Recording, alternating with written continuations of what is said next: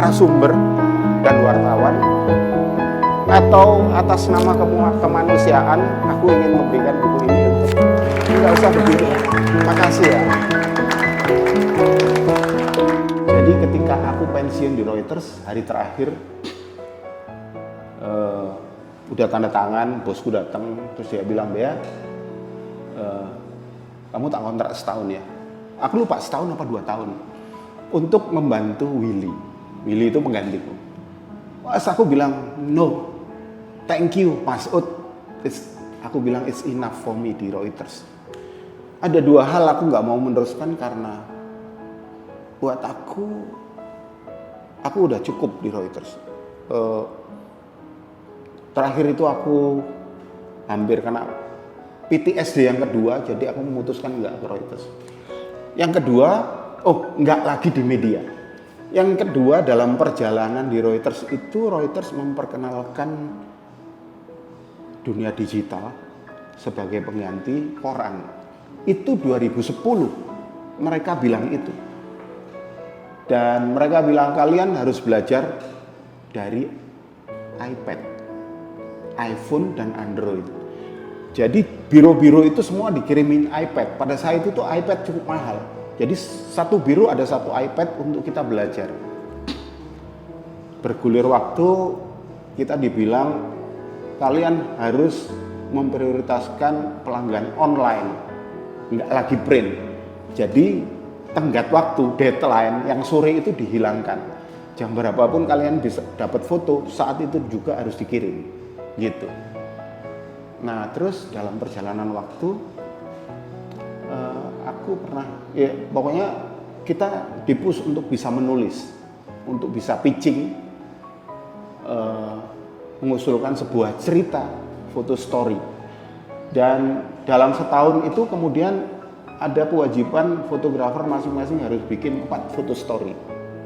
Kalau berhasil, gaji kita naik 7% atau 11%, aku lupa. Tapi kalau 4 ini nggak tertutupi, udah jelas gaji kita nggak naik, gitu. Walaupun inflasi setinggi apapun, gaji ini nggak akan naik. Bahkan kita akan masuk dalam ruang yang disebut PIP. PIP itu personal, aku lupa. Jadi kayak semacam masa percobaan untuk lu mengejar apa yang dibutuhkan Reuters hari ini. Reuters membutuhkan fotografer yang bisa memproduksi foto story bagi pelanggan online, karena kebutuhan itu meningkat. Mereka menunjukkan, ini loh pelanggan online kita naik, ini loh pelanggan kita mati satu persatu, jadi kita harus ke sini gitu. Terus mereka memperkenalkan bahwa media sosial itu sangat kuat. Jadi kalau ada kejadian misalnya bencana alam, aku berdua sama Darren. Kalau Darren berangkat meliput, aku harus metani atau menyisir media sosial untuk cari foto terbagus yang aku keluarkan di Reuters sebelum Darren mengeluarkan foto. Gitu, dan itu terjadi beberapa kali. Termasuk kasus erupsi Gunung Agung. Jadi itu kejadian pagi jam 6, aku ditelepon Singapura setengah 7. Darren berangkat ke airport, aku udah nyari foto itu. Aku dapat satu foto bagus dari turis di Bali, harganya sangat mahal. Aku cuma bilang sama Reuters, dia mau harga segini, kamu mau nggak? Bea ambil. Terus aku bilang, oke, kontaknya tak kasih sama kamu yang deal. Gitu. Akhirnya ada satu foto dipakai. Dan foto itu kemudian dipakai di mana-mana. Harganya kalau lebih dari assignment sehari untuk fotografer yang di hire Reuters, kalau sehari itu mereka dapat $450 di Indonesia dan Asia. Tapi itu beberapa kali lipat hanya untuk satu foto. Nah, di situ aku berpikir, media sosial ini sangat kuat fungsinya. Jadi aku bilang ketika menjelang pensiun, aku bilang sama aku sendiri, aku akan mencoba mencari duit dari media sosial. Aku nggak berhubungan lagi dengan media massa. Dan ketika pensiun aku dihubungi ada satu koran untuk meng-hire aku jadi editor fotonya Aku bilang enggak. Karena aku secara pribadi aku ingin membuktikan bisa nggak sih cari duit di media sosial gitu. Dan ternyata bisa gitu. Ada beberapa yang kemudian meng-hire aku untuk bikin cerita visual untuk perusahaan mereka, untuk Instagram berbentuk carousel. Itu aku dikontrak setahun. Nah, di samping itu aku banyak mengajar. Dan beberapa perusahaan kemudian menyusul, ada yang cuma minta sekali, ada yang nyoba 3 bulan, kayak gitulah. Nah, di samping motret yang nggak banyak, aku banyak ngasih workshop. Pertanyaan yang paling sering keluar adalah bagaimana aku bisa menjadi fotografer di Reuters kayak kamu, Mas, gitu.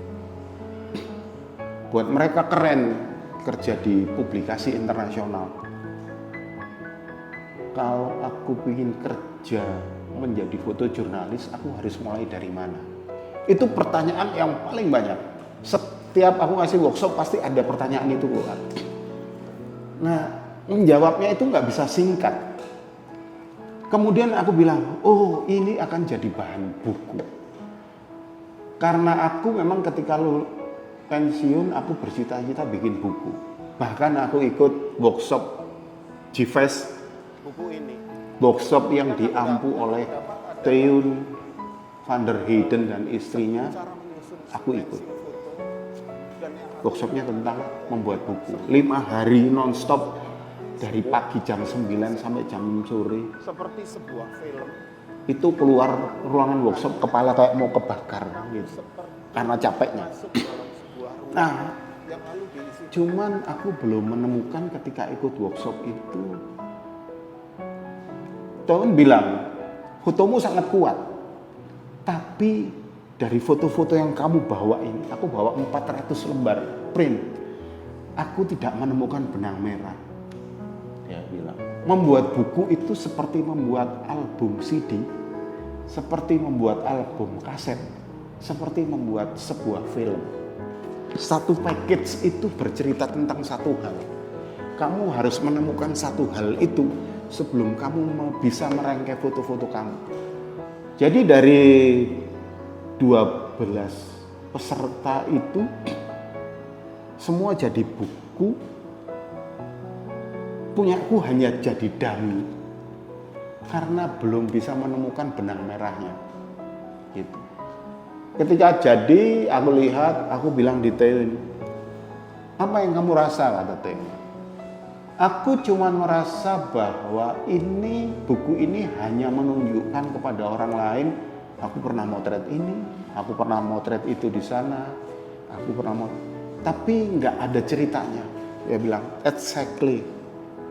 Jadi aku nggak bisa merancang buku kamu yang bisa menemukan itu. Nah, kemudian nyambung ke workshop itu aku menemukan, oh ini yang akan jadi sambungan bukuku ini. Bagaimana menjadi fotojurnalis hari ini, gitu.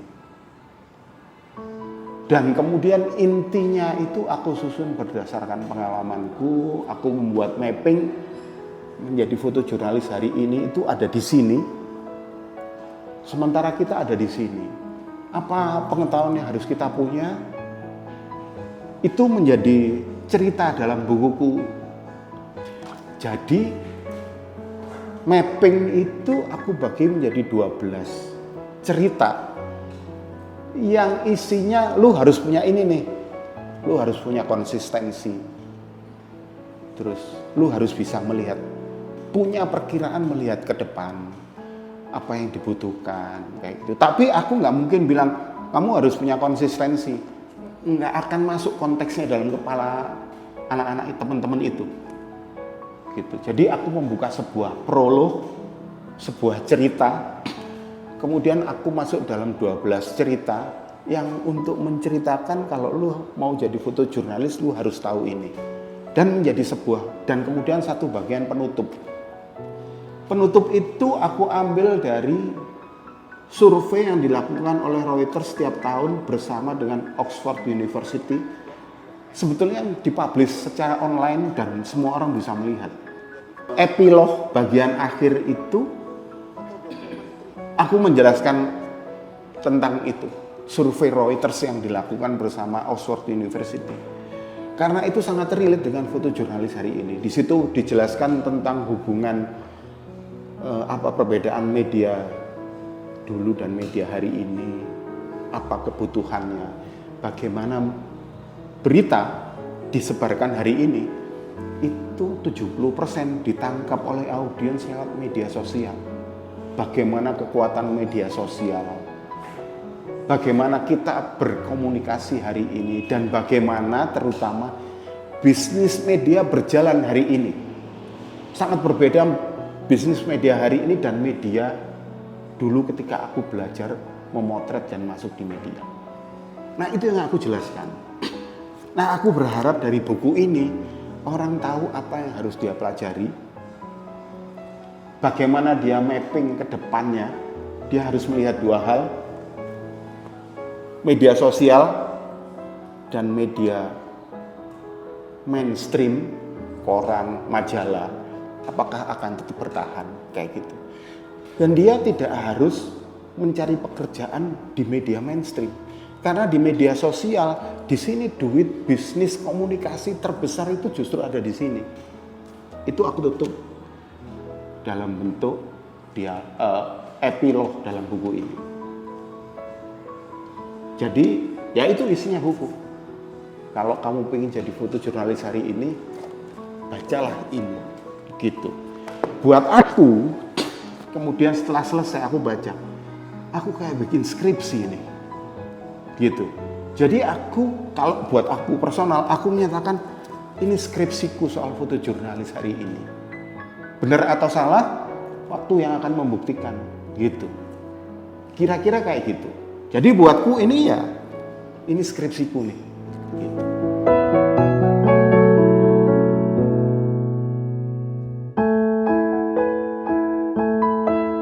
Aku nggak berani bilang ini autobiografi.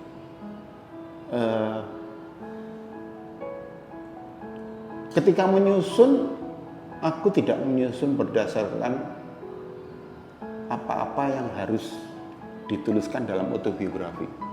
Karena kalau autobiografi itu aku akan bilang, aku tahu fotografi dari mana, dari ibuku, belajar di mana, itu akan bagian dari sini. Yang itu sama sekali nggak aku kulik. Yang itu kemudian aku menjadi sadar, itu kemudian yang ditanya Oscar, dan itu ditulis dalam buku ini. Tapi aku ketika bikin buku ini, aku tidak menganggapnya sebagai autobiografi. Karena aku hanya menyusun berdasarkan apa yang harus kamu kejar, dan termasuk apa konsekuensinya. Gitu. Jadi aku berharap ketika orang-orang mau belajar harus tahu kalau lu mengejar sesuatu, ada sesuatu yang kamu dapat dan ada sesuatu yang kamu dapat juga di sisi negatif. Kayak aku PTSD, dan itu berakibat ke seluruh keluarga, gitu. Unbreakable itu sebuah sifat yang harus dipunyai fotojurnalis. Karena fotojurnalis itu bisa berhasil atau enggak hanya karena konsistensi, nggak ada yang lain. Kita sebut yang teman-teman kita yang lama lah. Siapa? Mulai Kartono Riyadi. Dia cuma 5 tahun, dia cuma 10 tahun, enggak, dia seumur hidup di situ. Julian Sihombing, Ali Said, Oscar Motuloh, siapa lagi? Mendur, siapa lagi? Edi Hasbi. Aku kenal Edi Hasbi udah lama banget, gitu. Dia keluar dari situ, enggak, dia ada di situ, gitu. Dia meyakini satu hal, teman-teman itu meyakini satu hal, Edi Hasbi meyakini satu hal, dan dia menjalani itu. Jadi, ingin jadi fotojurnalis, kamu harus punya sifat ini, unbreakable. Nah, kata unbreakable ini aku temukan dari kisah Aco. Jadi aku menulis bagian-bagian itu dan aku menulis kisah Aco. Apa ini ya? Oh, ini unbreakable couple, gitu. Ketika aku cari judul dan aku membaca kisah Acu dan dengan judulnya, terus aku bilang, oh ini judulnya nih, Unbreakable.